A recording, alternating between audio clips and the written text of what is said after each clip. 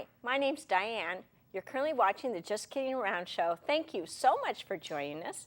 Each week we introduce our home viewers to different crafts, hobbies that can be enjoyed by the entire family. And this week we are going to be seeing some reptiles, and I have a new guest on our show, Casey Lee. Hi, Casey. Hi, Diane. How are you? And I met Casey at a local business, Extreme Marine, and you're also known as Nature Boy. Is that right? Yeah. Okay. Yep, absolutely. Well, Casey, we kind of traditionally look in the camera and say hello to somebody.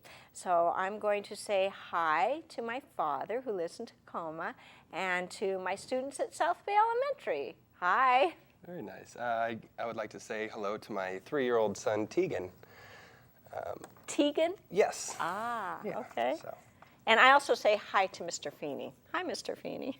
Can't forget him. Very nice. So, and the camera's opened on this beautiful animal. I assume you own him? Yes, ma'am. He's your pet? Yeah, this is one of my personal pets that I use for my animal presentations. Okay, and what type of a pet is this? This is a green iguana.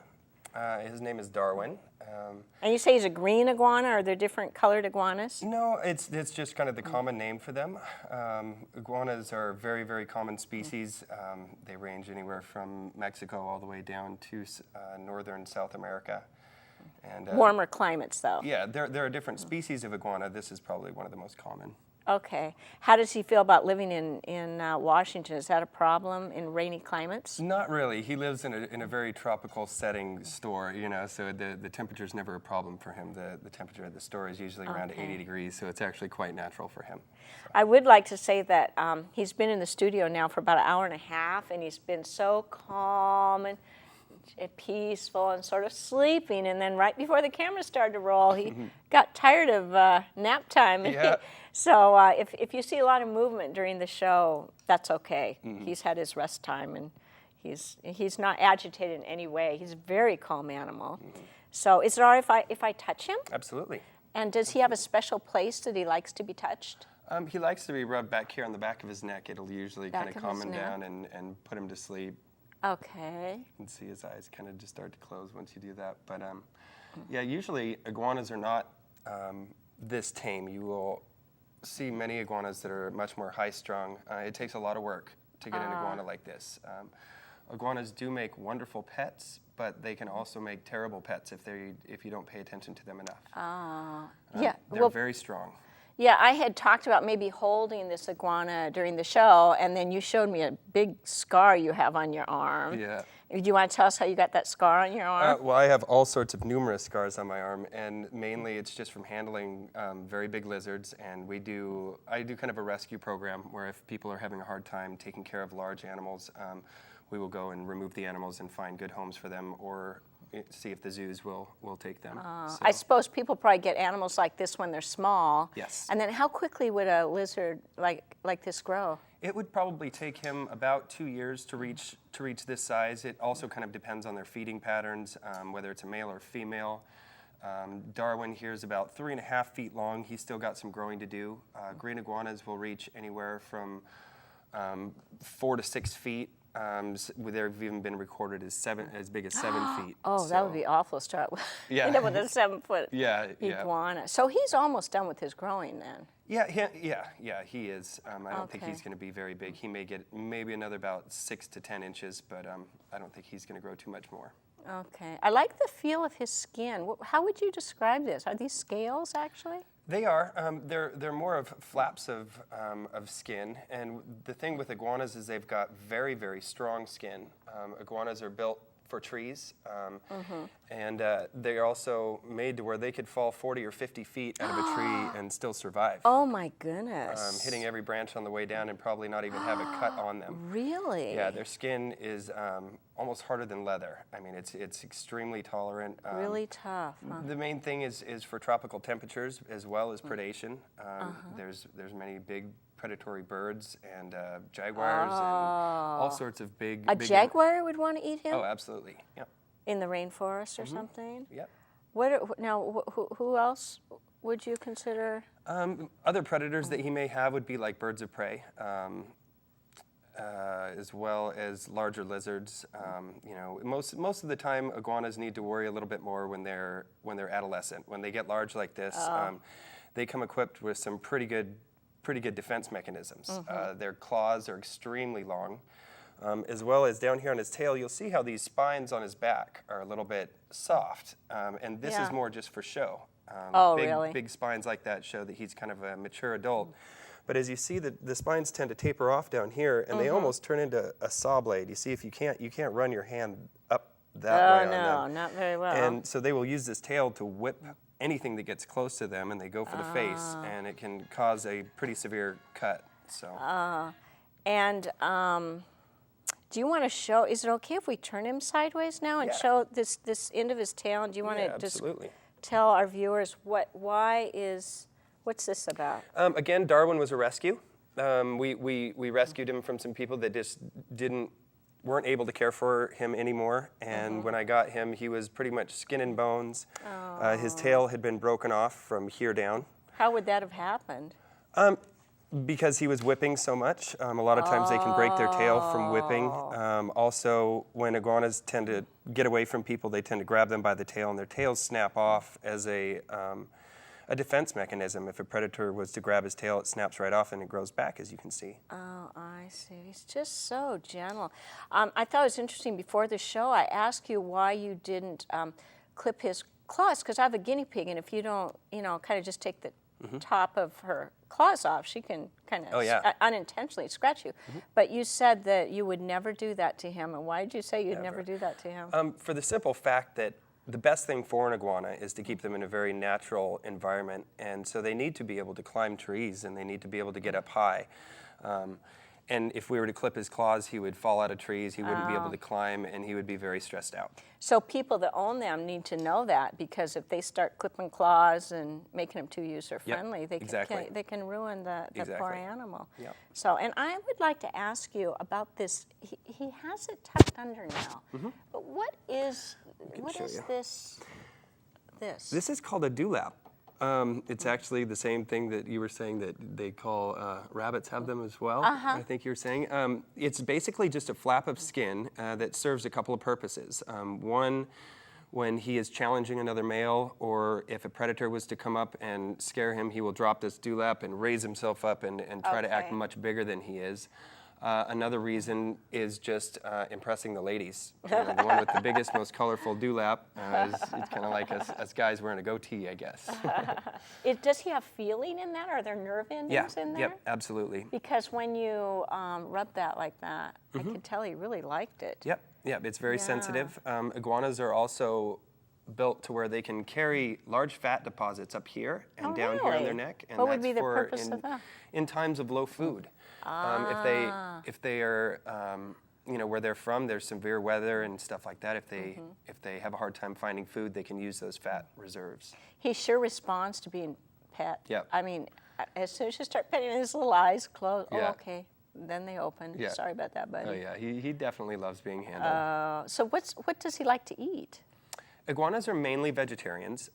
He will eat any types of lettuce, collard greens, spinach, anything like that. He loves his fruits, strawberries and bananas, any of the pears, anything that's not citrusy or like a gassy vegetable, like the cauliflower and Does he know instinctively what's good for him and what's not? Like if we had candy out on the table, would he go for it? He may test it, yeah. I mean, he'll go up and kind of lick it. Most of the time, iguanas can tend to be a little bit picky as far as what they eat. They're not the type of lizard that would eat something rotten and it would actually kill them. They have those senses to where they can tell if it's a food that's edible or not. So. Yeah, because some animals will eat things that are bad for them. And I wanted to ask you about what that was on his jaw, on his cheek. Okay, so what those are is that you'll see a couple of different organs on his on the sides of his face, and what those do. The large one right here is actually these circular. It senses vibration. So he'd be able to hear or sense a predator coming before he actually heard it. Okay. They can sense vibration for hundreds of feet away. Up here above that is actually his ear. Iguanas have incredible eyesight, incredible hearing, and incredible sensory organs, so they definitely come equipped to dodge any type of predation that may be out there. So. He is sure a lot of fun. And I want to just say one more, I want to ask about these legs. Mm-hmm. They remind me so much, well, maybe not ask, but comment, they remind me a lot of frog legs. Yeah. And can they jump? Yeah, absolutely. Iguanas can jump actually tree to tree, several, maybe in the rainforest? 50 to 75 feet from tree to tree in the rainforest, like you were saying. So they have extremely strong arms, extremely strong muscles in general. So, I mean, yeah, those legs this tail is just solid muscle, so. Oh, all muscle, huh? Yeah. Except for a little fat on the head when Yeah. he needs it. Yeah, exactly. Well, buddy, So- you're a lot of fun. And so did you bring some other animals too? I did. We'll set him up in the tree here so he can kind of And mellow you're sure he's out. okay in the tree? Watch Yeah, your cord. that's kind of where he prefers to be, is a little bit up higher, and it's kind of a natural surrounding for him as long as look at him. the tree will Boy, stand up he is for well us. camouflaged. Yeah, there he goes. Now, is he going to jump from there, or will he be happy No, up there? no, he should be okay up there for a while if he starts I to think the get. cameras have him up there. Yeah, he There looks he is. pretty natural up there. He's just the star of the show. We might as well go home. Yeah, exactly. You don't need us. You know, we should have typed up under the credits Darwin's name, and then it could have Yeah. been. So now, what else do you have there? This next critter, this is a red-tailed boa. Ooh. Her name is Medusa, and she's about 7.5 feet long. She's just about mature. She should reach probably another couple of feet when she's full grown. The females will actually get a little larger than the males, strictly because of live bearers. They're a live-bearing snake, and they can have 50 to 75 babies at a time, and so they carry the eggs inside them, and the eggs actually hatch inside them, and then they give live birth. Yep. Okay. So how big can she get? Did you say? The red-tailed boas usually only reach about 12 feet max. She'll probably get to be about 9 or 10 feet. What is the largest snake in the world? Is that the anaconda? Yeah. But that's not a boa. And the That's Burmese pythons, all of them can reach 25. Some of those can reach up to 25, so 30 12 feet. This would be about half the size of the largest. If that, yeah, if that. Okay. She doesn't usually make me nervous, but right now she is. Oh no, she's a tree snake. So if you'll notice, Okay.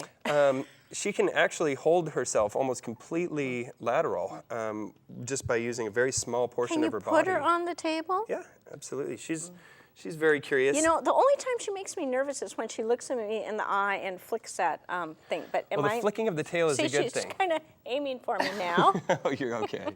She's just looking for a place to climb. Oh, okay. Well, you can put it around my neck if you want. Do you want to try it or not? I think the question is, do you want to try I think Darwin, I was more comfortable around Darwin. it? Yeah, she's a very sweet snake.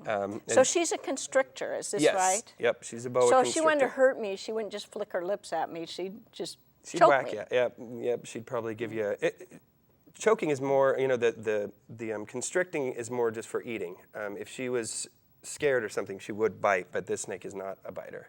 She's been worked Okay, with so for she's not years. afraid right now. No, not at all. She looks like, is she kind of nicked right here or something? What's going on here? Yeah, animals are just like us, and again, these are rescue animals, and they all carry a lot of scars. Darwin is even missing a few little fingertips and stuff. So she was rescued too? Yeah, What do people do? Get animals and then abuse they get them small. Well, they get them small, and they just don't realize the care. They don't realize the size that they can grow to as quickly as they do, it's also just being bit by a snake can be very, very scary for a person. And you're saying this as the snake is pointed at my head. The timing on that. You just have to be prepared for. I would feel better with her around my neck if her head was looking that way. I don't like her looking me in the eye. Could she sense if I was afraid of her? Oh yeah. Oh, Yeah, that's absolutely. helpful too. Absolutely. Okay. Boy. Okay. And it's hard for me even to think of questions at this point. How often do you feed Darwin? Darwin, we keep him, food in his cage at all times. He eats every day. And then what about Medusa her? only gets fed about once a month. And when did she last eat? She got fed about a week ago, so she's good and fed. Then Nothing to you worry can about put there. her around my neck if Okay. you want. Let's see if Oh gosh, just so she's looking the other way. And you're Yeah. sure if she constricts, she won't choke me? Nope. I'd And be you able would to get her stop off. her. You Yes, could I get her will. off. Have you ever had that happen? Have you ever Yeah, had she grabs hold of me all the time. But have you ever had a snake constrict on a person? In a dangerous sort of way, not in a friendly not at all. way. I haven't worked with, I don't tend to work with snakes that are that big. She looks like We really try to detour people from... Okay, just don't let her look at me. Okay. All right, she's kind of heavy. Oh, yes. And you'll notice she is solid muscle. Where's her head now? Don't worry, she's right. She's looking at me. Okay, good. You're good. Oh, yeah, just so she doesn't look at me. Yeah. Oh, my goodness, she's heavy. But this skin is beautiful. Yeah, some people think that snakes are slimy, and they're really Oh, not. they're not very, slimy. very They're smooth. gorgeous. Yeah. But you can see, I hate to say this, and I would never want to see anybody do it, but you see why they get killed for their beautiful Absolutely. skin. Yep. Now, They've does done she incredible appreciate me work. petting her, or does she not like it? It's not that she doesn't like it or likes it. I think she's very used to it.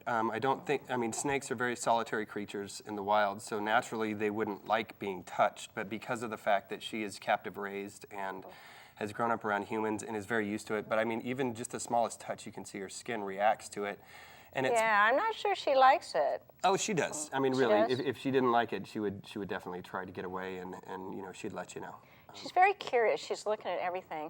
And why is that tongue flicking out like that nonstop? The tongue flicking is just simply sensing everything that's going on around her. These type of snakes don't have the best eyesight. They more rely on the sensory organs and their smell. That's actually her smelling the air and tasting the air around her. And so this is all new to her.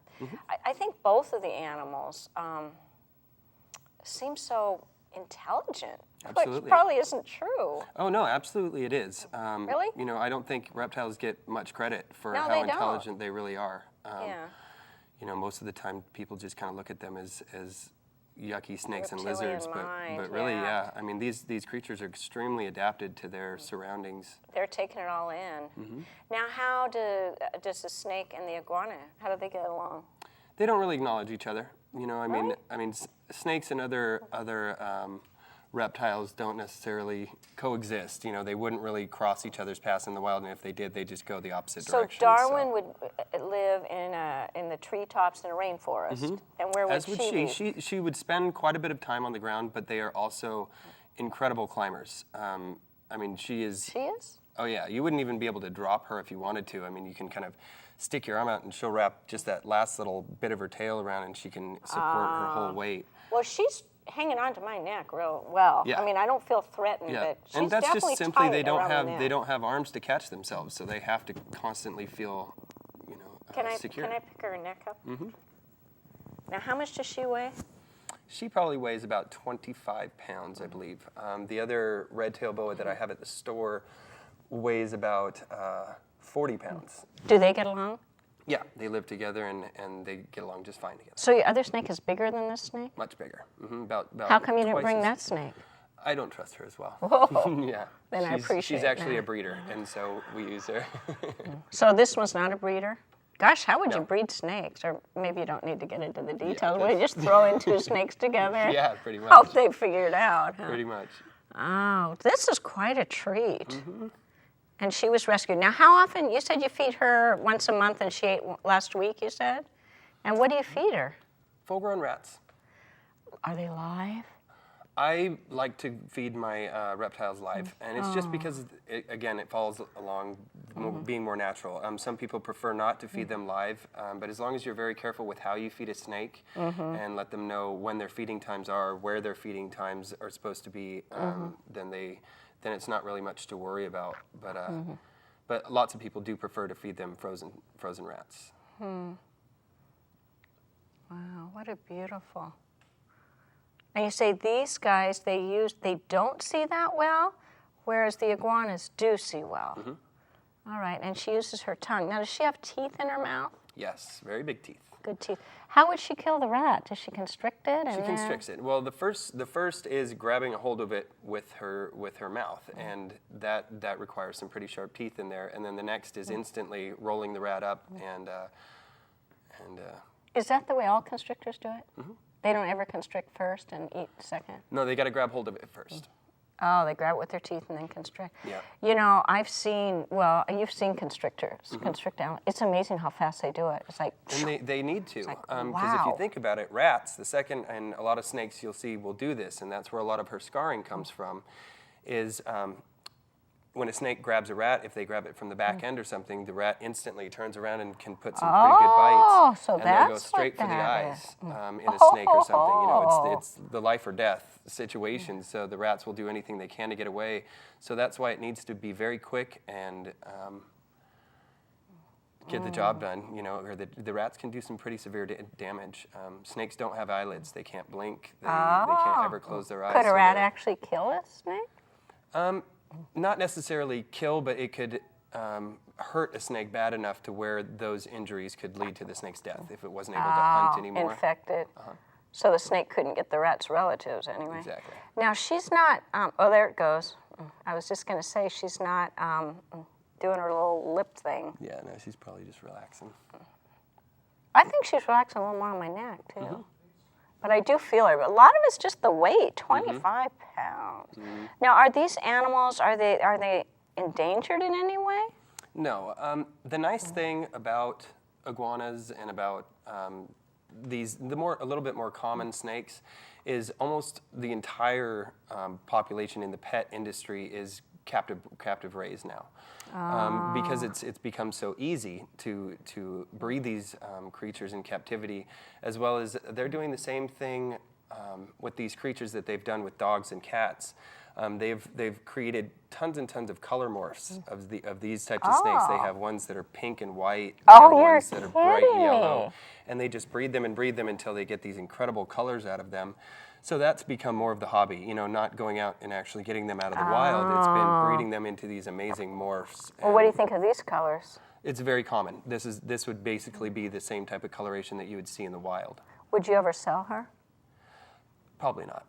Probably not. I've done, you know, a little bit too much work with her, and she's incredible around small kids. She's incredible around my little 3-year-old son. So it's really, yeah, it takes quite a bit of work to get them like that. Wow. Do you know what? We only have 3 more minutes, and I think you have another animal. Yeah. Let's wrap up. May I hold her? Yeah, you just hold her. Would she hurt the other animal? No. Would a reptile ever eat another reptile, or do they just eat small mammals? Some reptiles would. They're like some snakes, like king snakes, that they will actually eat other. They will actually eat other snakes.